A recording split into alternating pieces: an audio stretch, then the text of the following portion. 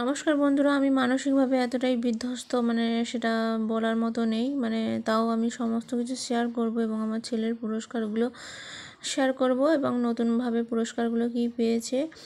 পুরস্কারও বলিহারি বলতে গিয়ে 12টা দলের মধ্যে কুইজে সেকেন্ড হয়েছে। সেখানে পুরস্কারগুলো দেখেই বুঝতে পারছো, সেকেন্ডে 12টা দলের মধ্যে এখন হয় না, যখন গাড়ির তেল পুড়ে অনেকটা দূরে যায় কুইজ প্রতিযোগিতায়, সেখানে এরকম গিফট পাওয়ার পরে তার বাবার ইচ্ছে হয় না, যা করেছে করেছে, ঘরে থাকলেই অনেক ভালো। এই পুরস্কারটা ষষ্ঠ শ্রেণী অবধি 26টা দলের মধ্যে থার্ড হয়েছে। এই যে পুরস্কারটা দেখে নাও, এর থেকে আরও ভালো কিছুও হতে পারতো। 26টা দল যেখানে ছিল, বিভিন্ন প্যান্ডেল মণ্ডপ অনুষ্ঠানে অনেক টাকা খরচ করে, কিন্তু পুরস্কার দেওয়ার সময় খরচ করে না, সেটাই খারাপ লাগার। যাই হোক, একটু সকাল থেকে শেয়ার করছি। একটু হয়তো 2টো ডিমের অমলেট করে এখন সকালের টিফিন সারবো।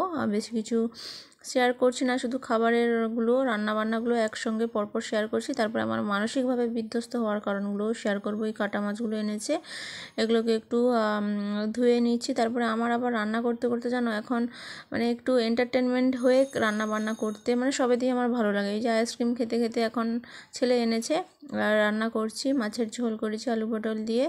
তারপরে আমি আর রেখে রান্নাগুলো যে একেবারে বাটিতে রেখে শেয়ার করছি না, একেবারে কড়াতে করে রান্না করেছিলাম সেগুলোই শেয়ার করে নিয়েছি। কুমড়োর তরকারি করেছি, মাছের ঝোল হয়েছে, আর এখানে মাছের টক করছি। তারপরে বিকেলবেলা তোমাদের দাদাভাই একটু বাজার করতে গেছিলো, বাজার এনেছে ওই তো বেগুন, শসা, ঢ্যাঁড়স, পটল, এখন গরমের দিনে যেরকম সবজি হয়, কুমড়ো, পালং শাক, ঝিঙে, লেবু, আর এখানে আলু, পেঁয়াজ, আদা টাদা রয়েছে।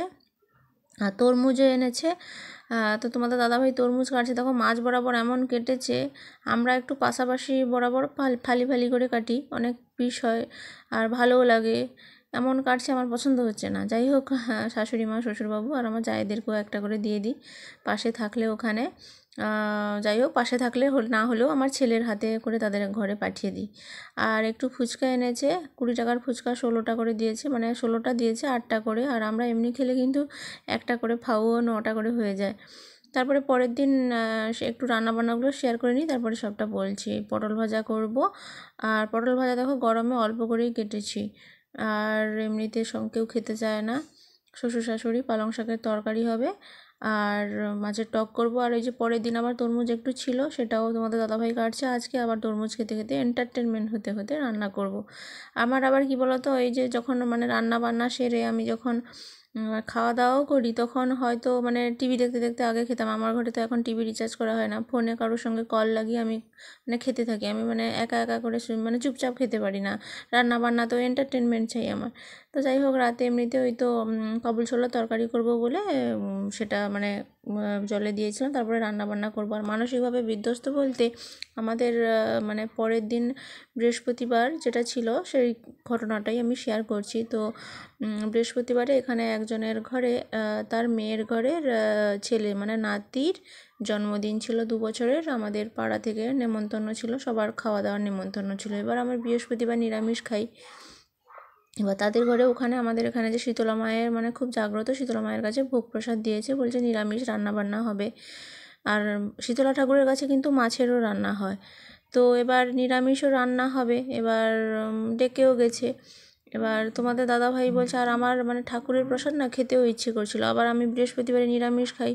এবার মনে মনে ভেবেছি খেতে যাব। কারণ কি, তোমাদের দাদাভাই না বারবার বলতে থাকে যে আমাদের স্কুলের কলিগসরাও তো নিরামিষ খায়, আমরা পাশে বসে মাংস খেলে তারা পাশে বসে নিরামিষও খায়, এত ছোঁয়া এত বাতিক করলে কোথা থেকে হবে। কারণ আমি ওই যে বৃহস্পতিবারে সব ধোয়া মোছা করে আলাদাভাবে রান্নাবাটি করে খেতে খাই, আর সমস্ত ধোয়া মোছা চাই, কোনো ছোঁয়াছুঁয়ি যাতে না হয় এরকম। তো সেগুলোতে তোমাদের দাদাভাই তো খুব বিরক্ত হয়, কারণ সে পুজো পাঠে বিশ্বাসী নয়।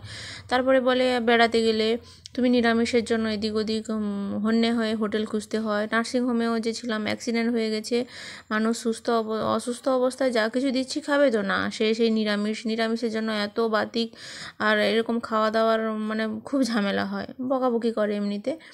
এই জন্য বলছে কেন, যেদিন যেরকম নিরামিষ হয়তো বাড়িতে খেলে বাইরে গেলে আমিষ খেয়ে নেবে, এরকম বলতে থাকে। তো ওই জন্য আমি বলছি ঠিক আছে, ঠাকুরের প্রসাদও খেতে ইচ্ছে করছিল, ভোগ প্রসাদ যখন, যাই হোক খেতে গেছি। দিয়ে আমি ভেবেছি মাছটা নেব না, আর বাদবাকি এমনিতে নিরামিষ রান্নাগুলো খাবো, কারণ ঠাকুরের কাছে ভোগ হলে পেঁয়াজ রসুন পড়ে না, আদা দিয়ে রান্না হয়। তো খেতে গেছি ওনাদের ঘরে ফ্রাইড রাইস, এমনিতে মটর পনির টনির হয়েছে, খেয়েছি। তারপরে ভাতের সঙ্গে আলু ভাজা, ডাল। আমি যে ডালটা খাবো, সবজিটা খাবো, মাছটা খাবো না। মার যখন ডালে দেখি, ডালে না মাছের মাথা দিয়েছে। তারপরে পটল হয়েছে, পটলে না চিংড়ি, পটলটাও দিয়েছে। আবার মাছও ছেলের সঙ্গে কি একটা বলতে গিয়ে পাতে মাছও দিয়ে দিয়েছে, ঝোলের মাছ। সে মাছটা আবার ছেলেকে দিয়ে দিয়েছি।